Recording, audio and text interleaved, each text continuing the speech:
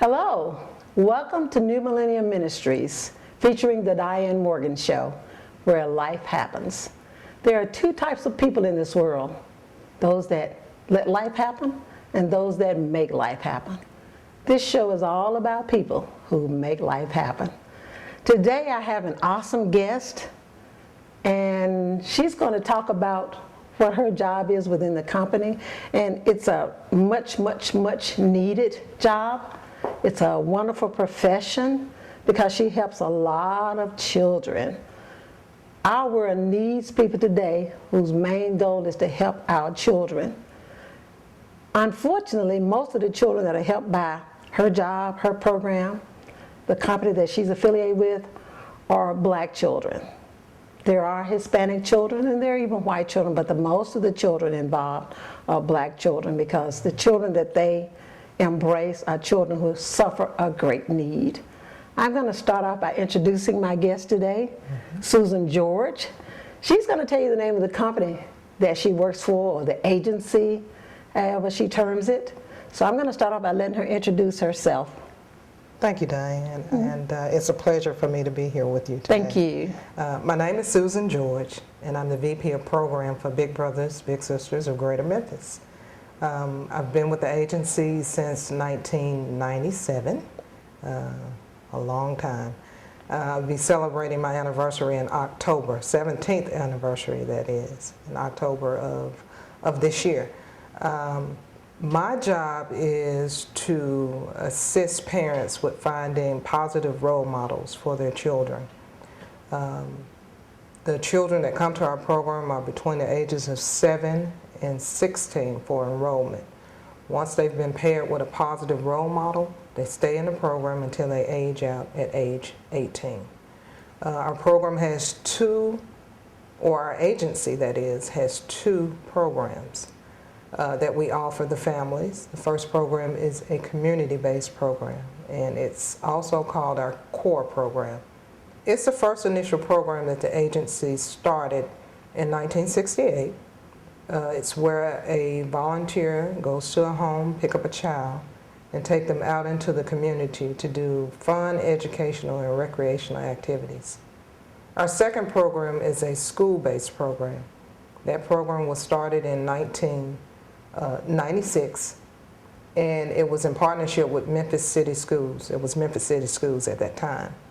That's where a volunteer can go to a school site and mentor a child 1 hour, 1 day a week throughout the school year, doing homework, helping them maneuver through things that are going on in their young lives, like bullying. I'm really happy to be here to talk to you about what we do at Big Brothers Big Sisters. And we're really happy to have you here. As I mentioned at the top of the program, this show is all about people who make life happen, and you really make life happen.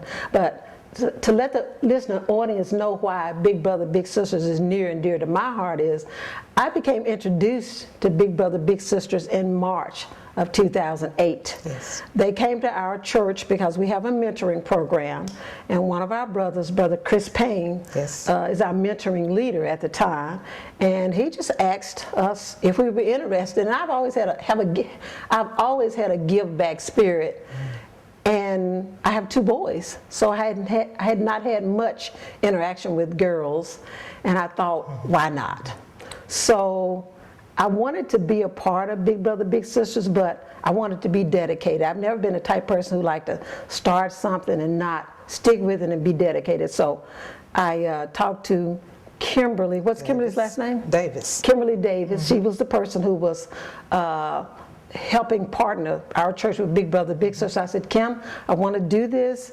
I said, but I need to have somebody who's close to where I live. Right. I said, now if they're in Bartlett or if they're in North Haven, it's not going to work good. Right. So Kim said, we've got children for you, because I was living in Hickory Hill at the time. Right. And she matched me with a child, and the first match, they could never quite get it together with the mother. But I still wanted to do it. She says, we've got more, don't you worry. Right. So she did match me with a little girl who was 9 at the time. Yes.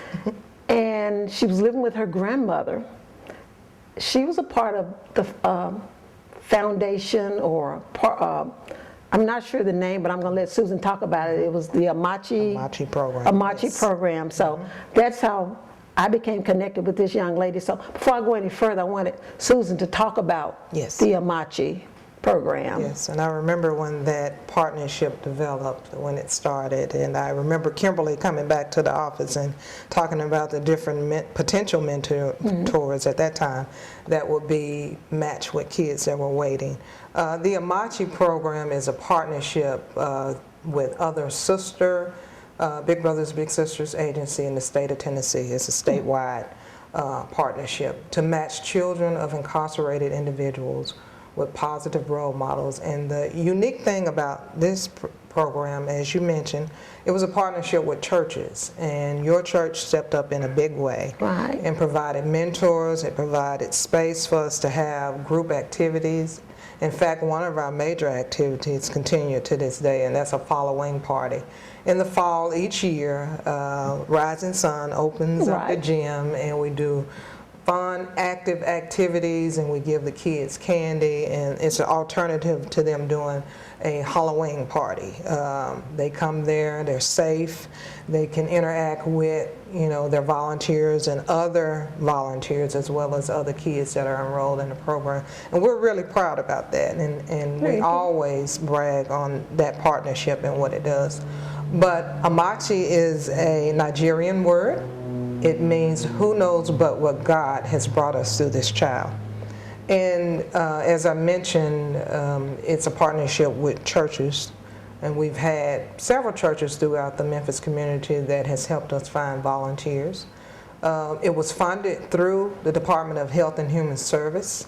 Everyone may remember when the government made cuts. Our agency was one of those agencies that received cuts. We lost $350,000 as a result of it. Our president and CEO, Ms. Adrian Bailey, decided to keep this program going because it was such a success. Our staff went to the prison, talked to the incarcerated parents to find out where the kids were, and then we got in contact with the caregivers in the outside world to find out if they wanted to enroll their child in the program. Many of the parents, once we gained their trust, stepped up and signed their kids up, and yours is just one of many stories that have been success stories. You guys are no longer actually active in the program, but our fondest dreams have come true. You guys are still in contact with each other, and for that, thank you very much. You're welcome. Now, the adult part of the match is called a big, and the child part of the match is called a little. So you match a big with a little. So I want Mrs. George to talk to us about what it takes to become a big, what they look for, because in today's society, parents most of the time are really frightened when you bring a stranger around their children. So you don't want just anybody around your children, because there are so many wolves that present themselves in sheep clothing. So talk to our audience about how you pair up your matches, your bigs with your littles, and how you make sure that you do your very best to make sure that you're bringing somebody safe into that child's life and into that child's home. That's a great question, and thank you for allowing me to talk about that. I'm a parent myself. I have 3 kids, and it is a scary world in some parts of it, and we have to do our due diligence to make sure that we're putting in the lives of these kids positive role models, because what we want them to do is add to what the parents are doing at home, not take away from it. So what we do is we have a 3-step process. Anyone can be a volunteer for our community-based program if they're 18 years of age or older and complete our process. The process is an orientation, an interview, and then a match meeting. There are several steps involved in the orientation. There's an application, there's a background check, there's safety training, sexual abuse training that we have. Once they've completed those along with reference checks, then we will consult with the parent and consult with the volunteer to move forward to a match meeting. But we don't take any of the steps lightly. The background checks includes DMV check to make sure, if you're picking up the child from the home, that you're in compliance with, whatever state or this state, the state of Tennessee, with your driving license. Making sure that you have up-to-date insurance. We do a sexual abuse background check, and we also do a criminal background check. With that, we also do 4 references, people that have known you for a year or longer. It cannot be a relative. We have to get in contact with those individuals and ask them a series of questions. That information goes into your file, along with your applications, and then we do the interview. All of these things have to be in place before we can move forward with making a match with a volunteer. Once everything is in place, we will call the parent and give them all the information that we have, except for the person's name. And we give the parent a chance to say yes or no, move Right. forward with the match, or no, this person doesn't sound like the person I want my child to be with. And we ask them everything, personal information about who their siblings are, where they grew up, the parents, the significant others. All of that information is revealed to the parent. And we do the same for the volunteer. The information is revealed to the volunteer about the family, with the exception of the names. If everything goes well, then we move forward to a match meeting. But that's not the end of it. Once we make a match, we monitor the match to make sure everything is going well, to make sure that there's no communication problems. If there are, we have case managers that are assigned to each match to make sure that everything stays on track or we get things back on track. Now, you may wonder, what happens if none of that works? Right. And that happens sometimes, because this is the real world. Yes, it is. If it does, as you mentioned earlier, you had the same experience with Right. your first match. We will try to counsel and see if we can get the match back on track. If that doesn't happen, then we terminate the match. But we don't turn the individuals away unless it was something drastic. We will rematch the child, we'll rematch the volunteer, and hopefully, find a better match or a better situation for the two. Very good. How much financial responsibility does the big bear when they are dealing with the little? Do you tell them, well, we expect you to spend so many dollars a month, or how do you guide them in what activities they do with their little? But some people might say, well, I can't afford to be a big. Right. And we've heard that when doing recruitments, but it doesn't cost a volunteer anything other than your time and maybe your travel back and forth to see your little. We've designed the program that way. We don't want it to cost you anything. As a matter of fact, we've gotten very good at begging companies to either sponsor events or sponsor tickets so that we can make that available to our volunteers. You may remember a Nike event. Right. Nike is a big supporter. They do group events for our volunteers and their littles, and sometimes for the parents. The Rising Sun event, the following, that's another example. They just show up, have fun, and the little and the big can go and do another outing, or they can go home. We have Grizzly tickets. We make those available. We get coupons from some of the local restaurants. It doesn't cost a volunteer anything other than your time. That's the most valuable thing that we think that you have to give a child. Very good. I just wanted to share an experience I had, which was quite awesome. Okay. The big brother, big sister gave me and my little tickets to the Grizzlies game, and we sat on the floor. Yeah.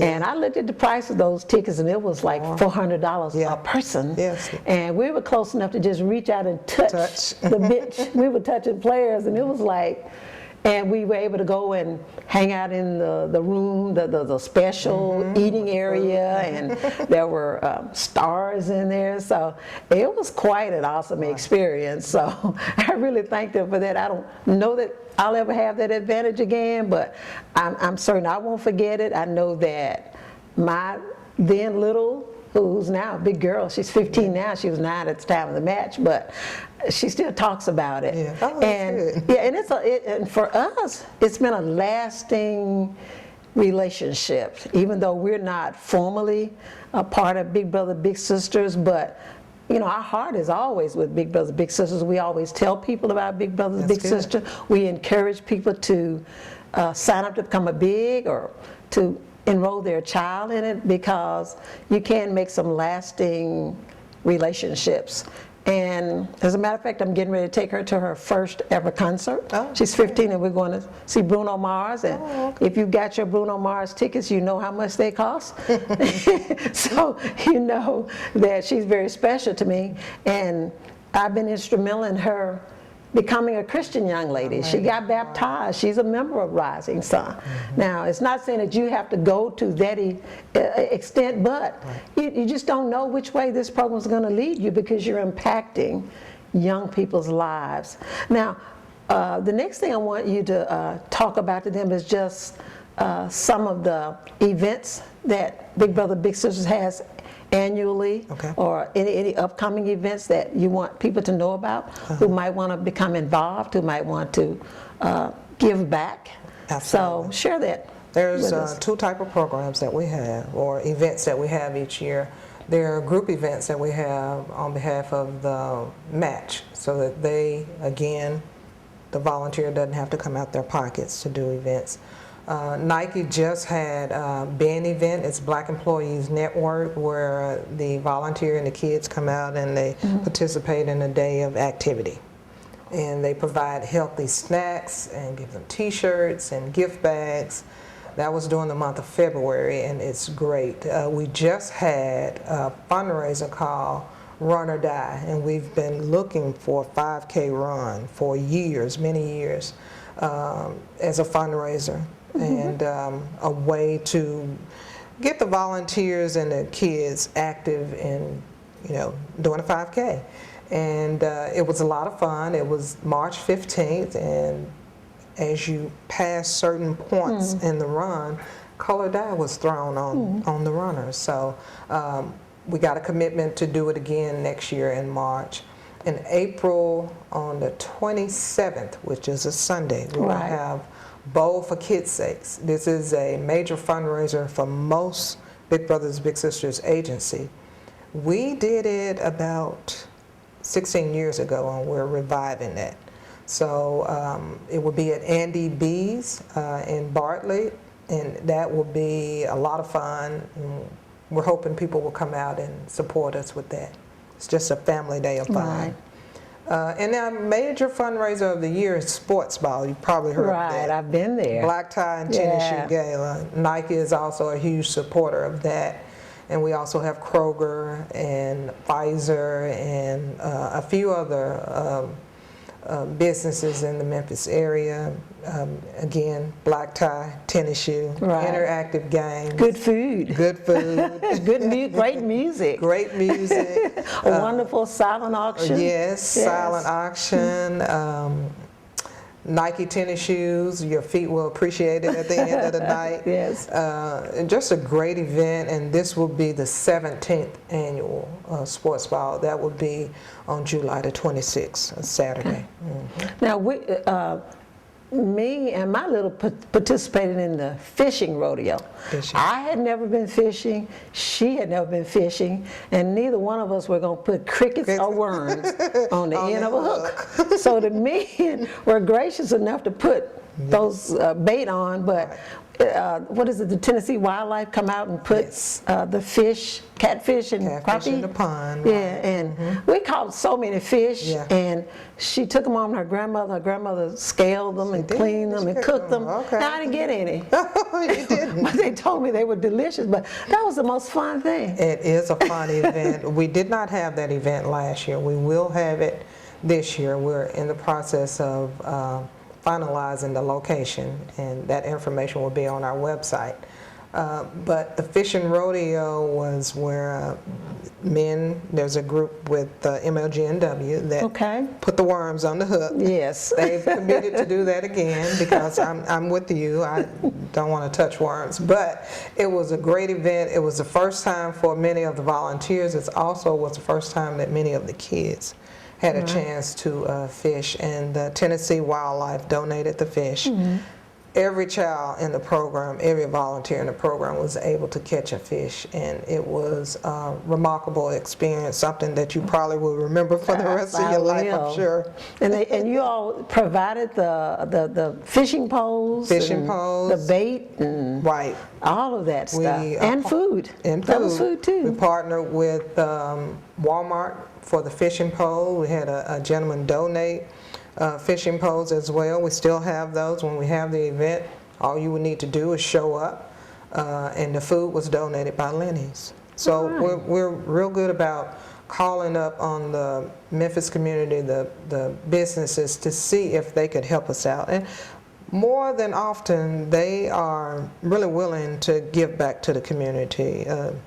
Which brings me to another statement I want to make. You may not always, or we may not always come in contact with a person who can volunteer as a mentor, but there's other ways that you can help the agency, and these are ways: group events, tickets, time. The MLGNW group came out and made sure that the poles were strong, and they also helped us with the worms.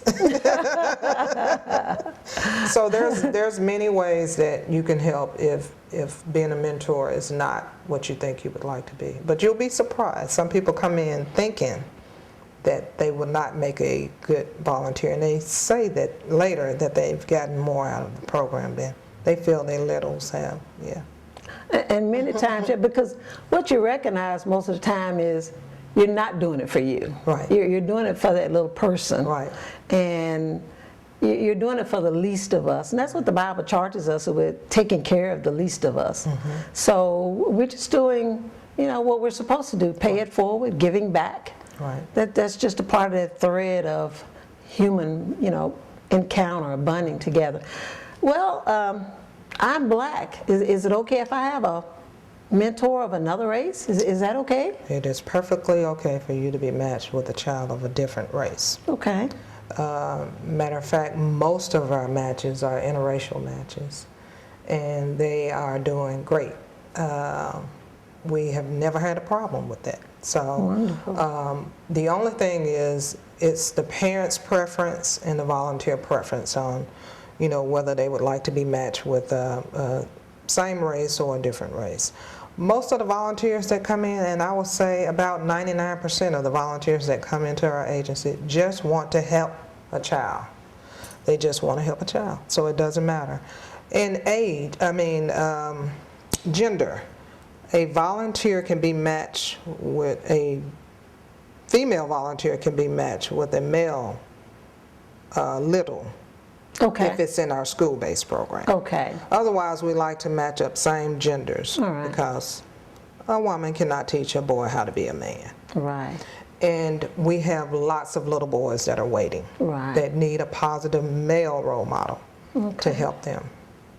And I specifically heard you say a female can be matched up with a male. Yes. So apparently it's a lot of little boys that are waiting. A lot of little boys are waiting. That helps us get them active and off the wait list for a while, maybe a year.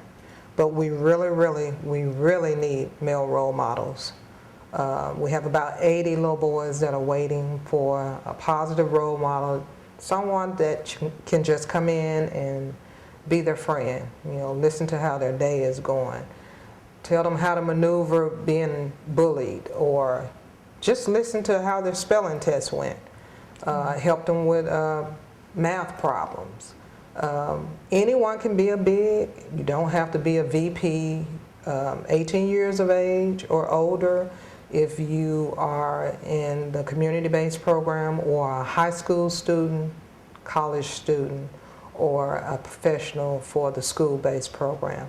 The school-based program takes place in our aftercare program at 4 sites, and that information is on our website. But anyone can be a bid.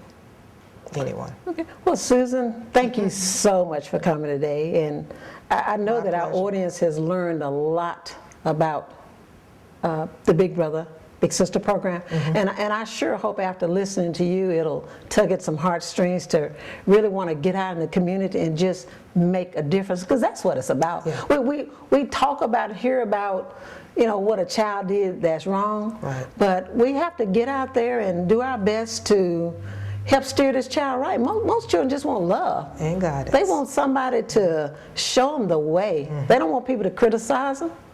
That's right.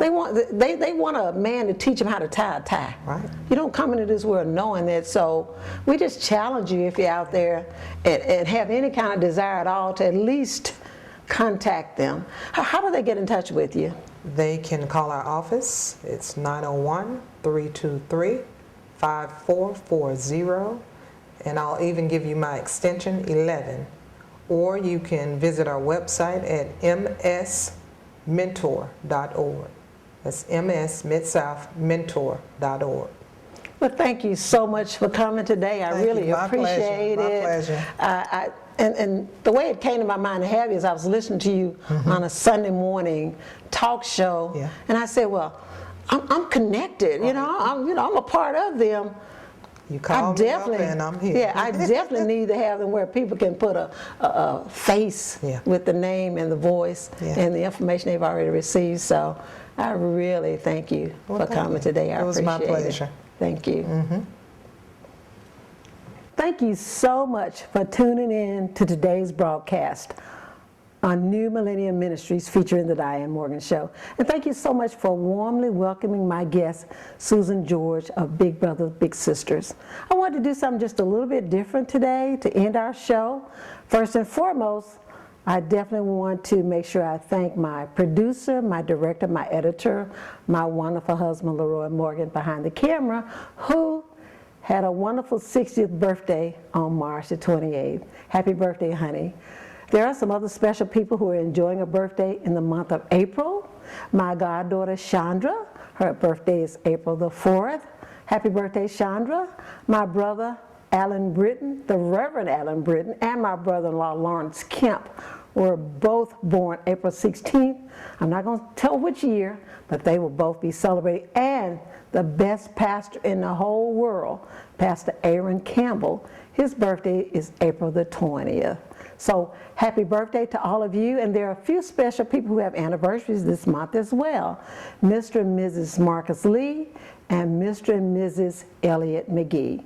Happy anniversary to two wonderful couples. And if I missed your birthday or I missed your anniversary, happy anniversary and happy birthday to you. I also wanted to share a wonderful book that I'm currently reading. I think you all have figured out by now that I love to read. This book is called Unauthorized. It is written by Sheila Goss and John Wooten. For those of you who don't know, John Wooten is a native Memphian who now resides in Albuquerque, New Mexico. So again, thank you so much for tuning in to New Millennium Ministries featuring the Diann Morgan Show. God bless you and take care.